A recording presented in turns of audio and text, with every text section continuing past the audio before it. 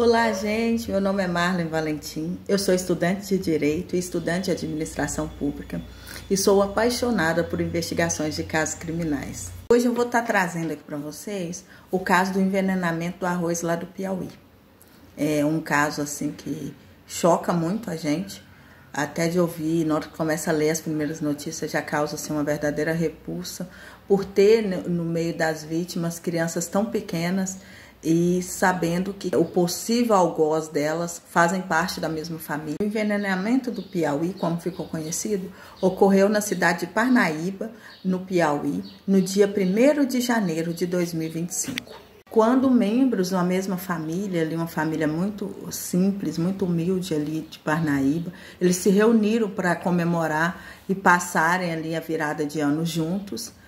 E quando foi no dia 1º de janeiro, 9 dessas pessoas, uma família de 11 membros, 9 dessas pessoas foram levadas até o hospital com suspeita de envenenamento. Tendo dado entrada no hospital essas 9 pessoas com envenenamento, com suspeitas de envenenamento, abriu-se uma investigação e a polícia se dirigiu até a casa onde foi encontrado um resto de alimento que era um baião de 2, e que nesse baião de 2 já dava para ter ali uma certa noção de que ele estava envenenado. O material foi levado para análise e onde foi feita ali uma perícia e constatou que realmente havia resquícios de veneno nesse alimento. Após a análise do baião de 2 pela polícia, foi confirmado a presença de veneno, um veneno que é usado para matar rato. E após isso, a polícia voltou para casa e fez ali novas investigações para saber se tinha possibilidade de uma invasão na casa, que alguém pudesse ter entrado nessa residência após as pessoas irem dormirem, porque esse alimento foi feito no dia 31 e o envenenamento aconteceu no dia 1º. Então, poderia ter sido alguém que tivesse entrado na casa, ter envenenado o alimento e eles não ter visto. Mas essa possibilidade foi descartada, porque a casa estava trancada, como normalmente era feita, e não tinha nenhum sinal de arrombamento, e não tinha indícios de que outras pessoas tivessem entrado nessa casa. A polícia, conduzindo a investigação, ela colheu vários depoimentos, e devido a esses depoimentos e todas as análises feitas na casa, surgiu o nome de um suspeito. Francisco de Assis Pereira. Ele era companheiro da Dona Maria dos Aflitos. A Dona Maria dos Aflitos foi uma das vítimas também do envenenamento, mas que, graças a Deus, saiu com vida. O seu Francisco de Assis Pereira, ele era o padrasto dessa família, E como a polícia chegou no nome do seu Francisco? Ele se contradiz muito nos depoimentos, ele teve umas 3 versões ali dos fatos do dia 31 e do dia 1º. E também os outros familiares, nos seus depoimentos também, acabaram narrando fatos que levam a crer que o seu Francisco possa ter cometido esse crime, Esse caso provocou o envenenamento de 9 pessoas e a morte de 4 pessoas. As vítimas foram a Francisca Maria da Silva, de 32 anos. Ela era a mãe da outra vítima, que era o Higino Davi da Silva, de 1 ano e 8 meses. E a outra criança, que era Lauane da Silva, de 3 anos. A mãe com os 2 filhos. E o irmão da Francisca Maria da Silva, que era o Manuel Leandro da Silva, de 18 anos. Então, foi 4 vítimas desse envenenamento aí no dia 1º. Então, no dia 8 de janeiro, foi decretada a prisão preventiva de Francisco Pereira de Assis. A polícia fala que é para assegurar melhor a investigação e o andamento das investigações, Então, ele está preso desde então e a polícia prossegue com as investigações. E com a prisão do Francisco Pereira de Assis como suspeito desse envenenamento do dia 1º de janeiro, a polícia está ampliando a investigação, porque a família já tinha um histórico com envenenamento. Há 5 meses atrás, havia morrido 2 crianças, filha da Francisca, com suspeitas de envenenamento. A morte de Ulisses Gabriel e de João Gabriel ocorreu no dia 23 de agosto de 2024. Eles morreram com envenenamento pela essa mesma substância que a família foi envenenada no dia 1º de janeiro.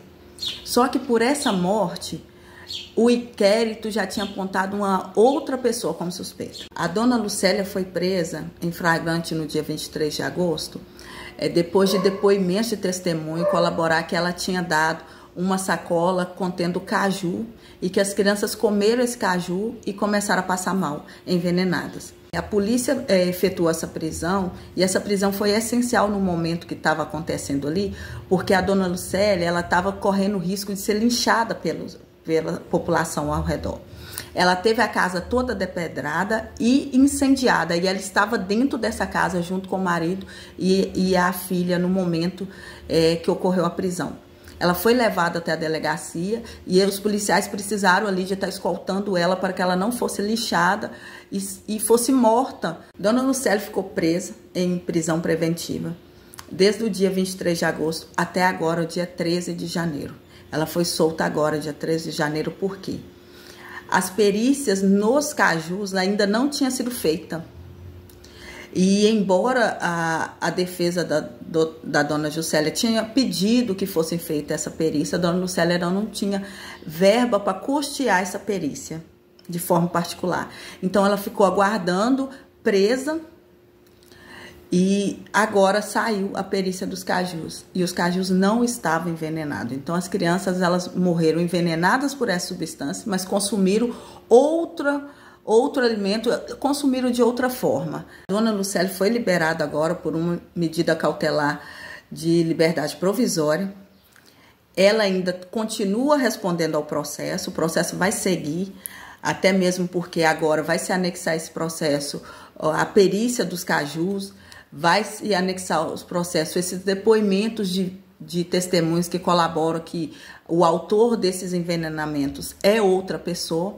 E ela vai estar aguardando o julgamento dela e todo o trâmite do processo, os finais dessa investigação, ela vai estar aguardando em casa. Uma audiência de instrução está marcada para o dia 23 de janeiro, onde ali vai ser esclarecido melhor toda a situação da dona Lucélia, né? Vamos torcer aí para que ela consiga sair com esse livramento aí, que o nome dela seja limpo de todos os autos processuais, e que as devidas indenizações, se realmente foi provado que ela é inocente, possa vir ser paga para ela e que ela possa ser ressarcida de todo esse trauma que ela viveu. A investigação tem se ampliado e a gente chegou num ponto em que a polícia agora está avaliando a possibilidade de uma exumação do ex-marido da Francisca, que foi vítima do dia 1º lá do envenenamento. Esse homem, ele era companheiro da Francisca e ele morreu há cerca de 1 ano atrás, e os sintomas dele eram muito parecidos com os sintomas de envenenamento, né?